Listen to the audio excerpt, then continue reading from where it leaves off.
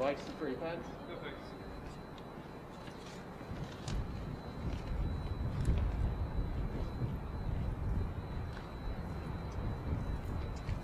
You like some free pens?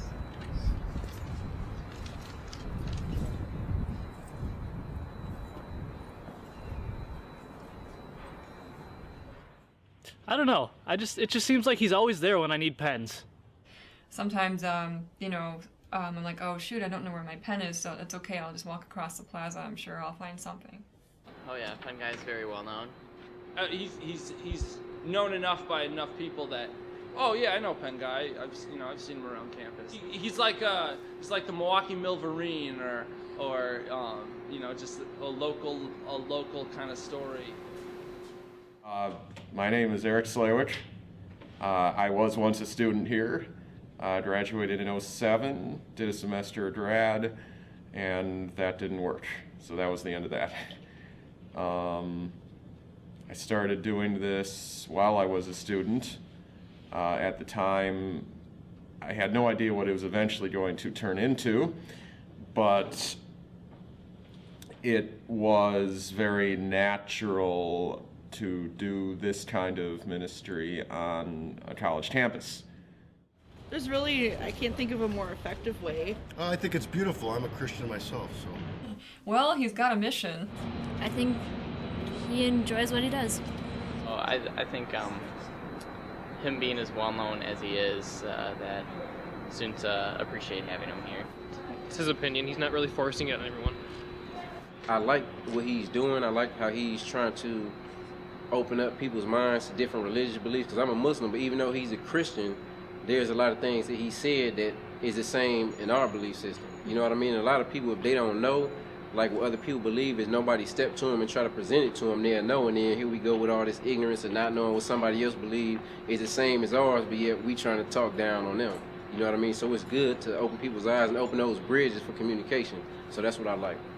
The very beginning was literally like 10 pens, and I just told people Jesus loves you. That ended pretty fast when someone told me, hey, you should actually tell people what you believe and why you're doing this. I first encountered him actually as a TA. I wasn't aware he was doing this until I think right about the end of my time in his class. It was a class on the First World War. We kind of got to talking right away. Pen Guy's been around since I was like a freshman. Well, I was class of '02 at Hale, so I started doing this probably in '05, I think. Yeah, it was '05. It actually turned into what it is today 3 years ago. When it started, it was more of a means to an end. It was kind of like something I did in between classes. It just kind of fit in naturally. And that's how, and later on, a lot of things were changing inside that enabled me to actually gain a desire and a drive to do this as an activity or a ministry, a way of serving God in and of itself. I mean, I was terrified to death, like the first time, just asking, would you like some free pens? But then it got very easy when I realized that people weren't going to like throw them in my face and scream at me for being a hypocrite or something like that. When it changed 3 years ago, it almost went, well, I did go overboard, and I got trapped into this mode where I wanted greater and greater and greater experiences, because it's pretty cool getting into these extended philosophical conversations.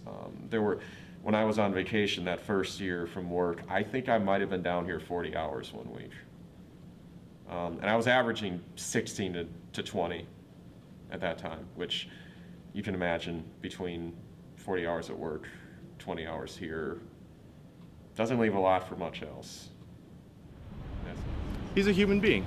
He's like you and me. He does things that he sees need to be done. It's nice that he gives away pens. All I know is that he has pens and they're free, and that he gives them to you.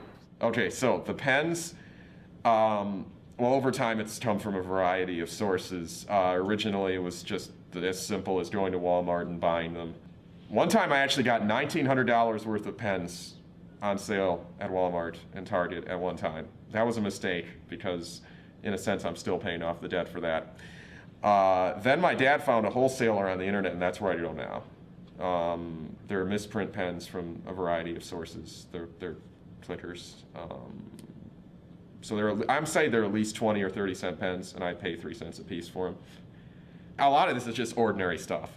It's just Walmart paper, rubber bands, same thing, Office Depot, Office Max. The ink cartridges and the printer that they go in, it's actually an office printer. It's not like a 10,000 sheet a month capacity or something. I've probably had it for 4 or 5 years now. Same kind of thing you'd use in a downtown in one of the office towers or something.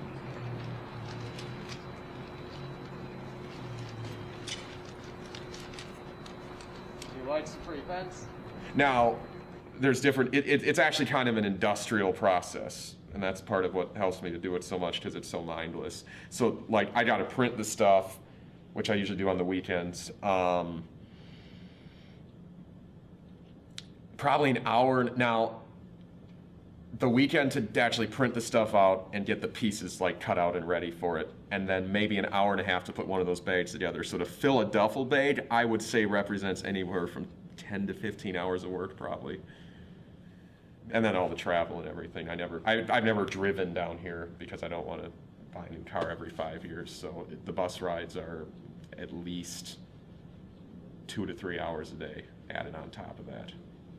I can work on stuff while I'm on the bus, but it still means I have to block out 2 hours of my day for that. And I tell you that I work 40 hours a week, and I have other things that I'm committed to. You would start to wonder how in the world I do all of this stuff, because it doesn't look like I'm falling over in my seat because I'm getting 2 hours of sleep a night. And the answer is multitasking.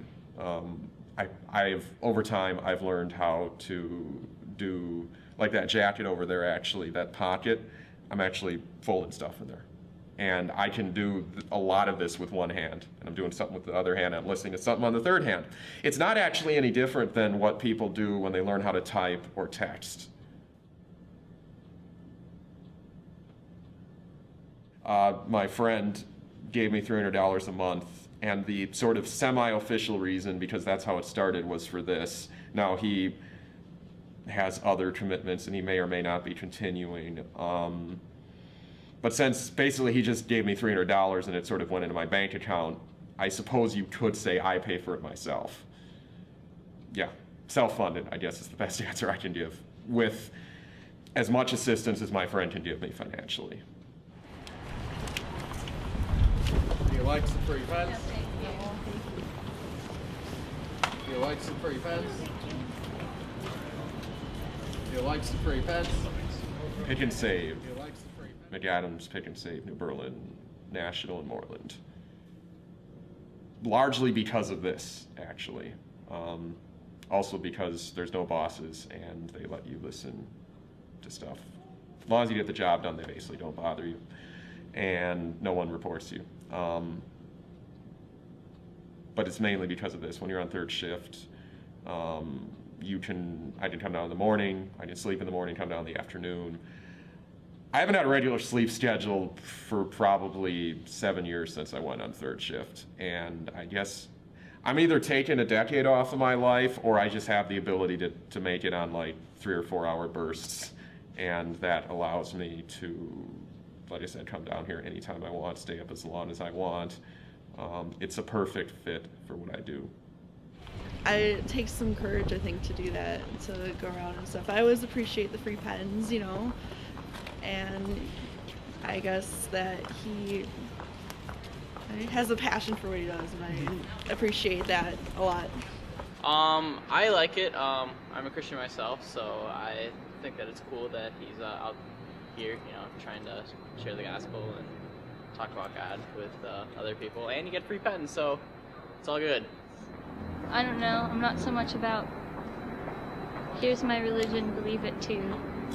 And I believe he's just trying to help awaken this campus to another dimension beyond the institutionalized one here at the university.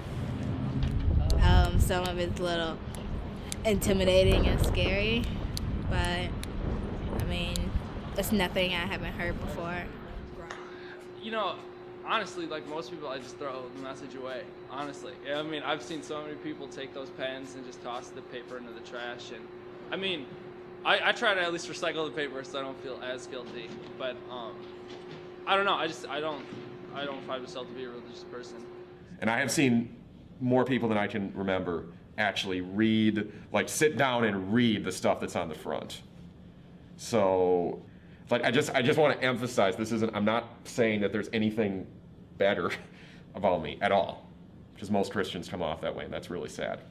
In fact, I'm with Paul, and I say I'm the last man in the world that ever deserved to have something like this happen to me, and I still demonstrate that every day of my life.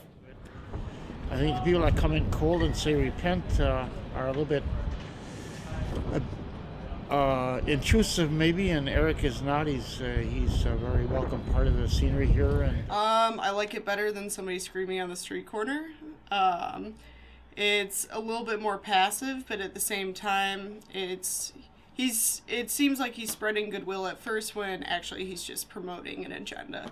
A lot of the people who come on campus, sadly, represent Christ about as well as Adolf Hitler represented Germany. They shout, they're hypocritical, they're just putting up all these signs that say, you know, sin, sin, sin, sin, sin, sin, sin, condemn. And that is as far from the gospel as what a Muslim is preaching, or a Mormon, or an atheist for that matter. Like I used to be an atheist, so I understand where they're coming from. He seems to be someone trying to figure out what to do. Every time I see him, he's always pretty approachable. So I mean, he's never been in a bad mood. Never, if I've ever declined, he accepts it. It takes a lot to go out every day after day, and face a bunch of people that have mean things to say about you. And I mean, honestly, he's just passing out pens. I probably think he's a sheltered individual. Quiet, but I've also heard him bark at people for not going after his pens and not wanting one of his pens. So I guess it depends on his mood, if he's edgy or not. There's one way you would look at me and I look completely normal like everyone else. There's another way you'd look at me and I'm the strangest man in the world. And there's a lot of things that play into that. I am just inherently strange. I always have been. I have my own personal little culture of one. You know, I think Pen Guy is a good person, and he's just trying to do the right thing. It may not be the most socially acceptable thing for a lot of people, because it's a very forward approach to giving a message like that, especially people are very touchy with religion. But I feel like everybody should be doing what they believe in, and this is what he believes is right. And you know, he's trying to influence people for the better, not for the worse, and that's the most important thing. And I always do actually appreciate the pens. So I think he's just a good person, and he's just trying to do the right thing, and that's what everybody should be doing, whatever they believe in.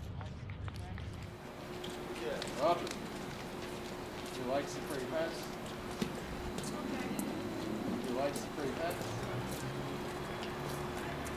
You like some free pens? All right.